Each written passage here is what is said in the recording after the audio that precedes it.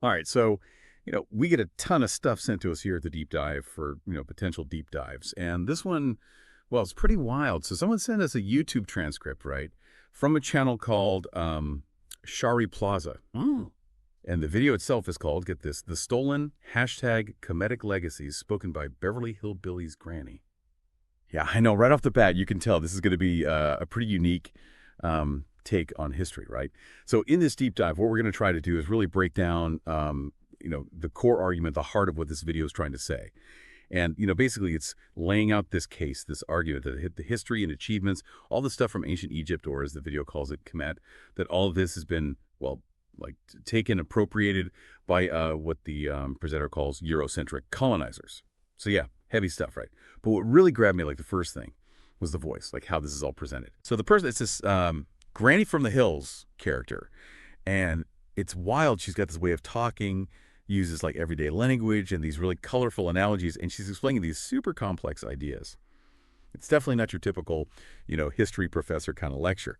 So what we're going to do is unpack all the big claims she's making, right? Figure out the key arguments, try to understand her perspective, and hopefully give you, the listener, a nice, clear understanding of this point of view. So let's jump right in. Okay, first thing, right off the bat, the video focuses on the name itself, Egypt. Or, well, not Egypt, actually. The video insists that Kemet, that's the authentic name for Egypt. The argument is, like, calling it Egypt, that was something that happened way later, forced on them by, the colonizers. So, like, just changing the name, right? That was part of this, I don't know, a bigger thing to, like, disconnect, separate the civilization from its true identity and origins.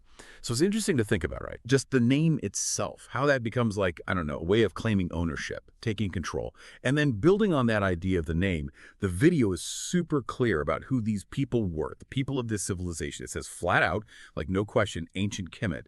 That was a civilization built by black African people.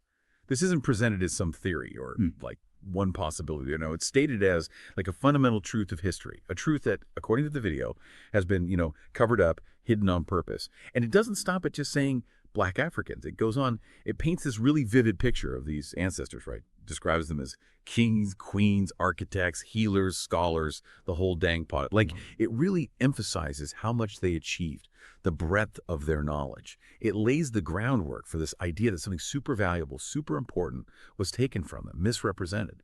It really makes you think about, how much richness, how much complexity is being attributed to this ancient society right from the start. Then the transcript shifts gears a bit and starts highlighting specific individuals and, all their important contributions. Imhotep, he's one figure who really gets the spotlight. The video describes him as this incredible, like, multi-talented genius. He was an architect, doctor, genius, all rolled into one. And he's given credit for a huge achievement, building the first step pyramid. But what really comes through in the video is this feeling of frustration. Like, they're frustrated that, in their view, Imhotep's essential role, it's ignored or, not given enough credit in the standard historical accounts. Makes you think about, throughout history, who gets remembered and whose accomplishments are kind of pushed to the forefront, right? Another big figure the video brings up is Queen Hatshepsut. She's described as this powerful, active ruler, really involved in trade and these major construction projects. And the way they describe her, it's really meant to challenge any image of, I don't know, ancient royalty, like being passive figures, just symbolic figureheads. This focus on her agency, her strength as a woman leader, that's a really interesting aspect of how the video presents this whole thing. And beyond these specific people, right, the video also touches on the broader achievements of Kemet, like in terms of intellect and science. It claims this civilization was a major center for advanced knowledge in, well, a bunch of fields: science, math, astronomy, and, get this, straight up magic. That part about magic, that's really interesting, right? It suggests a totally different worldview, maybe one where the line between what we'd call science and spirituality, that line was a lot blurrier, gives you a different way to think about their achievements.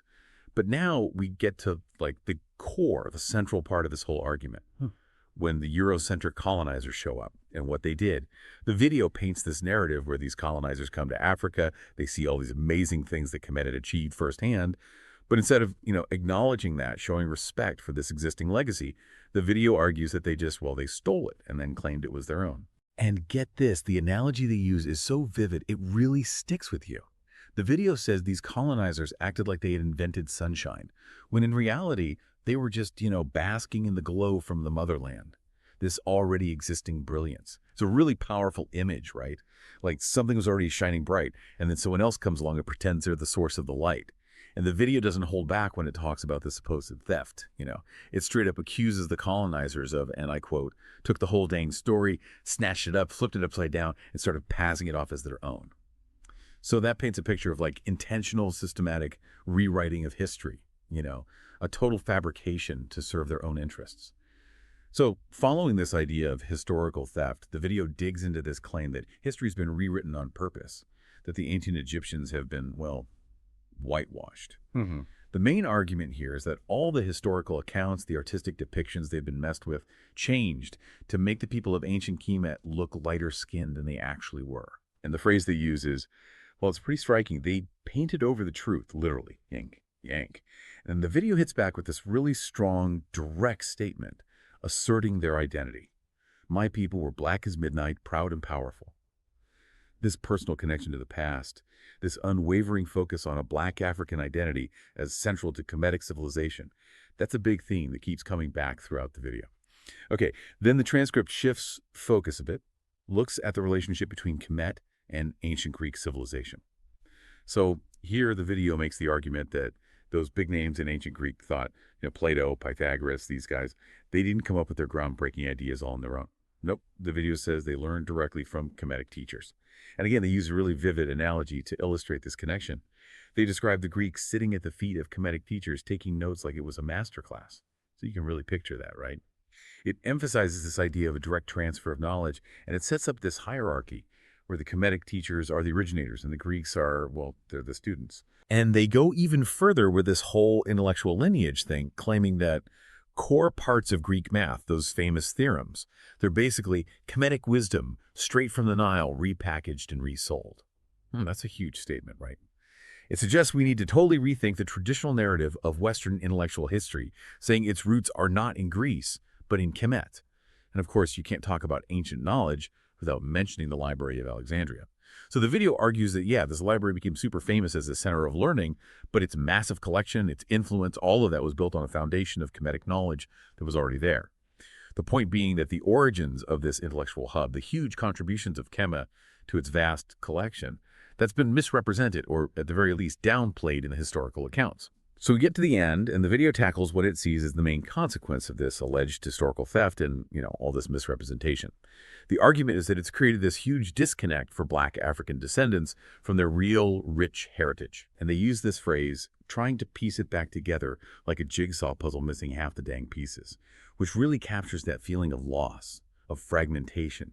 It's a powerful way to illustrate the damage they believe has been done to their understanding of identity and their connection to the past. And the video wraps up with a clear concern for the future, for younger generations. It says young people are growing up without knowing about these incredible roots worth bragging about. It ends with a powerful statement, "We was the blueprint," really driving home this idea of Kemet's fundamental original role in the development of civilization and knowledge as we know it. So taking a step back, looking at the big picture, this stolen #Kemetic legacy video makes this really passionate, forceful argument. This is the history and achievements of ancient black African Kemet, that all of that was purposely taken, misrepresented by, later eurocentric civilizations.